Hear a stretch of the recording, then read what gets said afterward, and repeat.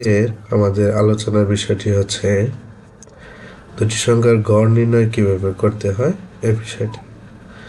আমরা জানি বিভিন্ন সময় বিভিন্নভাবে অনেক টিচার বা অনেক স্যাররা বিভিন্ন নিয়ম দিয়ে থাকেন। তো আমি আসলে ওইদিকে না যাই, যে বিষয়টা আমরা সরাসরি প্রোগ্রামে রান করে তথ্যটা পাবো সেটা কিন্তু সঠিক। হ্যাঁ, আমি এটা বিশ্বাস করি, আপনারা মনে হয় বিশ্বাস করবেন। তো সর্বোপরি একটা বিষয় বলবো, আপনি যখন সরাসরি প্র্যাকটিসের মাধ্যমে একটা প্রোগ্রাম শিখবেন, সেটা স্থায়িত্ব করবে অনেক সময়। স্থায়িত্ব বলতে এটা বোঝানো হচ্ছে যে আপনার অনেক সময় মনে থাকবে। হ্যাঁ, তাহলে প্রোগ্রামটা কিভাবে রান করতে হচ্ছে, কিভাবে তৈরি করতে হচ্ছে, এ বিষয়টা কিন্তু আমাদের সব সময় একটা দৃষ্টিতে থাকতে হবে। আরেকটি বিষয় হচ্ছে, এই গড় নির্ণয়ের প্রোগ্রাম লিখতে হলে দুটো সিস্টেম। একটা হচ্ছে আপনি ইন্টেজার দিয়েও লিখতে পারেন, ফ্লোয়েট দিয়েও লিখতে পারেন। ইন্টেজারের বিষয়টা হচ্ছে, ইন্টেজার দিয়ে লিখলে আপনি কখনোই ভগ্নাংশের যে মানটা, মানে দশমের পরের যে মানটা, এটা কখনোই শো করবে না। আর যদি আপনি ফ্লোয়েট দিয়ে করেন তাহলে অবশ্যই মানটা শো করবে। তাহলে আমরা কিভাবে একটা প্রোগ্রাম সাজাবো, কিভাবে করব, এই বিষয়টা আমরা সরাসরি প্র্যাকটিসে দেখে নিই। হ্যাঁ, তাহলে আমাদের জন্য অনেক সহজ হবে। প্রথমে আমরা হ্যাশট্যাগ, তারপরে হচ্ছে ইনক্লুড stdio, এটা লিখে নিব। এটা হচ্ছে সবসময়ই আপনাকে লিখতে হবে, প্রত্যেকটা প্রোগ্রামেই প্রয়োজন আর কি। এর সাথে হচ্ছে আমরা ইন্টিজার, মানে int মেন ফাংশন, আমরা এটাকে কি বলে থাকি, প্রথম বন্ধনীকে প্যারেনথেসিস। হ্যাঁ, এটা আমরা এর আগে ক্লাসে আলোচনা করেছি। এখন যে বিষয়টা, সেটা হচ্ছে আমরা যেহেতু ভগ্নাংশ করব, তাহলে আমরা ফ্লোয়েট লিখব। হ্যাঁ, আমরা মোটামুটিভাবে বিষয়টা জানি। ফ্লোয়েট আমরা বলেছিলাম তিনটি সংখ্যার গড় নির্ণয় করব, তাহলে তিনটি সংখ্যার জন্য আমরা তিনটি সংখ্যা ব্যবহারের জন্য তিনটি সংখ্যা নিয়ে নিব। আমরা বলছি যে এটা যেহেতু ভিন্ন নিয়ম, ভিন্নভাবে। আরেকটা বিষয় হচ্ছে, আমরা এই ফ্লোয়েট দেওয়া সত্ত্বেও আমরা দুইটা নিয়মে আউটপুট দেখতে পারি। একটা হচ্ছে সাম এবিজি ব্যবহার করে, আরেকটা হচ্ছে শুধু এবিজি ব্যবহার করে। আমরা সাম এবিজি এই জন্যই ব্যবহার করব, সাম এবিজি ব্যবহার করলে আমাদের অঙ্কটা ভুল হওয়ার সম্ভাবনা অনেক কম থাকে। হ্যাঁ, এই বিষয়টা নিয়ে আমরা একটা আলোচনা করব। যেটুকু করেছি এখন একটু রান করে দেখি হয় কি না। হ্যাঁ, আমাদের জন্য অনেক সুবিধা হবে। দেখেন, রানটা কিন্তু এখন হয়ে যাবে। আমরা শর্টকাটে F9ও ক্লিক করতে পারি। দেখেন, রান কিন্তু হয়ে গেছে। হ্যাঁ, রানটা হয়ে গেলে আমরা এইটুকু বুঝতে পারলাম যে আমরা যেটুকু লিখেছি এখানে আর কোনো ভুল নেই। আমরা ভুলটাও সামনে লিখব, তাতে বুঝতে পারবেন। এখন হচ্ছে প্রিন্টএফ, আমরা বন্ধনীর ভিতরে যে কোনো ওয়ার্ড লিখতে পারি। এটা হচ্ছে কমন আনকমন কোনো বিষয় না। এখানে হচ্ছে আমরা লিখতেছি enter the value of ABG, value of ABG. Okay, এখানে কিন্তু সেমিকোলন দেই নেই। দেখেন, আমি যদি রান করি, এই ভুলটা কিন্তু আমার এখনই শো করবে। হ্যাঁ, দেখেন, সাথে সাথে শো করবে। দেখেন, রেড কালার দিয়ে 5 নম্বর স্টেপে ভুল আছে। নিচে কিন্তু কম্পাইলার আমাকে দেখায় দিচ্ছে। হ্যাঁ, ইরো। তাহলে এখানে যদি আমি সেমিকোলন দিয়ে দিই, এখন দেখেন ঠিকই কিন্তু রান হয়ে যাবে। হ্যাঁ, দেখেন রান হয়ে গেছে, enter the value of ABG. আচ্ছা, আরেকটা বিষয় হচ্ছে, এখানে যে এবিজি লিখেছি, enter the value of ABG, এখানে কিন্তু আমি এইটুকু না লিখে অন্য কিছু লিখতে পারি। যেমন এখানে যদি আমি ইন্টারটাকে কেটে দিই, দেখেন, ধরেন আমি ইন্টার কেটে দিলাম, লেখা আছে দ্য ভ্যালু অফ এবিজি। তা আমরা দ্য ভ্যালু অফ এবিজিটাকে ইস্যু করতেছি। এখন আপনি রান করেন, দেখেন এই যে the value of ABG. Okay, clear এখানে? তাহলে আমরা পরবর্তী স্টেপে যাব। এটুকু তো বুঝতে কোনো সমস্যা নেই। হ্যাঁ, আমাদের পরে হচ্ছে স্ক্যানএফের কাজ করব। স্ক্যানএফ, এখানে একটা বিষয় আমি আপনাকে বলবো যে স্ক্যানএফে কিছু ত্রুটি আছে, সেই ত্রুটিগুলো আপনি দেখতে পারেন। যাদের ধরেন আমরা যদি প্রিন্টএফে স্পেস রাখি, হ্যাঁ, আবার হচ্ছে ধরেন স্ক্যানএফেও যদি স্পেস রাখি,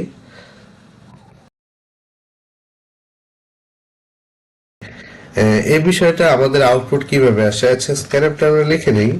এখানে হচ্ছে যেহেতু আমরা বলেছি যে ফ্লুয়েটের সাথে হচ্ছে পার্সেন্ট এফ এর সম্পর্ক আর ইন্টিজারের সাথে হচ্ছে পার্সেন্ট ডি এর সম্পর্ক, হ্যাঁ, আমরা ফ্লুয়েট ব্যবহার করেছি, আমরা তিনটি ইনপুটের ভিত্তি হিসেবে ব্যবহার করব।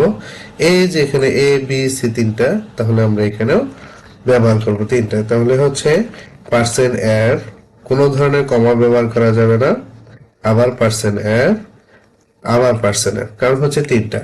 এরপরে হচ্ছে আমরা কোটেশনের পরে কমাটা ব্যবহার করব।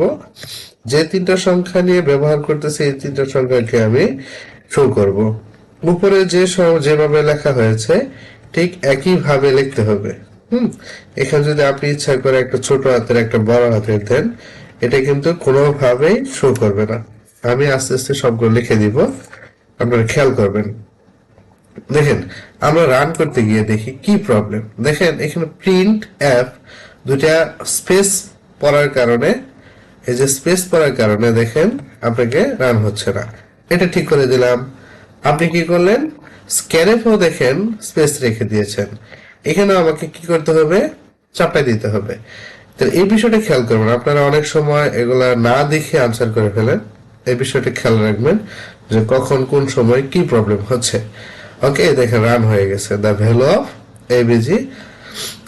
এখন পরবর্তী পয়েন্ট হচ্ছে, আমি বলছিলাম যে স্ক্যানএফ এ এখানে পার্সেন্ট পার্সেন্ট পার্সেন্ট আপনারা অনেক সময় কমা ব্যবহার করে ফেলেন। হ্যাঁ, কমা দিলে আপনার রান হবে কিন্তু উত্তরটা কখনোই শো করবে না।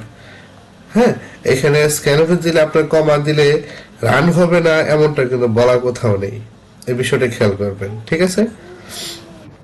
তারপরে হচ্ছে আমরা এন্ড এ, দেখেন উপরে এ বি সি লেখছেন, আমি এখানে ভুলে যদি ছোট হাতে ছি দিয়ে ফেলি, দেখেন কি প্রবলেমটা, উপরের সাথে নিচের তথ্যের কোনো মিল নেই। দেখেন এখানে 6, আপনি যদি কম্পাইলার দেখেন, was not declared in this scope, আপনি যে সিটি লিখেছেন স্কোপ, এই সি এখানে কি নাই, মিলতেছে না, এখানে কোনো মিল নেই। তাহলে আমাকে কি করতে, পার্সেন্ট এন্ড সি বরাতে দিতে হবে। ওকে, এখন দেখেন ঠিকই রান হয়ে যাবে, দেখেন রান হয়ে গেছে। ওকে, তারপরে ছোট ছোট ভুল আপনার পুরো অঙ্কটাই কেটে যাওয়ার সম্ভাবনা আছে। আচ্ছা, পরবর্তীতে আমরা যে প্রসেসটা ব্যবহার করব সেই প্রসেসটা ইস্যু করি। তাহলে প্রথম প্রসেস হচ্ছে আমরা বলছিলাম সাম ব্যবহার করব। ওকে, এখানে এ প্লাস বি প্লাস সি আমরা সেমিকোলন দিয়ে গেলাম। তারপর হচ্ছে আমরা এবিজি উপরে যেভাবে লিখেছি ওইভাবে লিখবো, এবিজি ইকুয়াল সাম বাই 3, কারণ হচ্ছে আমরা 3 দ্বারা কি করব, ভাগ করব। আমরা আবার সেমিকোলন দিয়ে গেলাম, যেটুকু দিয়েছি এটুকু হয়েছে কিনা রান করে দেখি। দেখেন এটুকুতে আমাদের রান হয়ে গেছে। এখন এখানে যদি আমরা নিচে লিখি, ধরেন 25 যোগ 30 যোগ 35, ওকে, দেখেন এখনো কিন্তু আমার উত্তরটা শো করেনি, শুধুমাত্র সংখ্যা পর্যন্ত আমার এখানে লেখা হয়েছে। কেন উত্তরটা শো করেনি একটু খেয়াল করে দেখেন, আমরা কিন্তু আউটপুটে প্রদর্শনের জন্য কোনো কিছু ইস্যু করিনি। তাহলে আমরা আউটপুট ইস্যু করার জন্য কি ব্যবহার করব, প্রিন্টএফ। ওকে, প্রিন্টএফ, প্রিন্টএফ। আমরা বলছিলাম যে এবিজি, যে এই এবিজি আমরা দিয়ে রাখবো ইকুয়াল ইকুয়াল আমরা পার্সেন্ট দশমিক 2f দিব। হ্যাঁ, এখানে 2f দেওয়ার কারণ কি, এটা আমাকে অনেকে কোশ্চেন করেছেন, আমি এটা এখন বুঝিয়ে দিচ্ছি। হ্যাঁ, 2f এর কারণ হচ্ছে আমরা দশমিক কয়টা গড় শো করব সেটা। তাহলে আমি একটু দেখে আসি যে আপনারা যেটা নিয়ে ত্রুটি ফিল করতেছেন এটা আসলে বুঝতেছেন কিনা।